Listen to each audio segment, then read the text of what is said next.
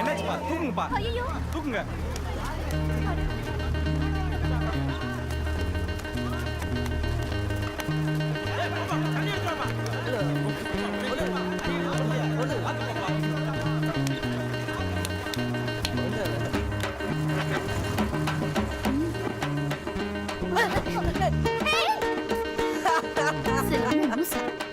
ஏமாந்தீங்களா?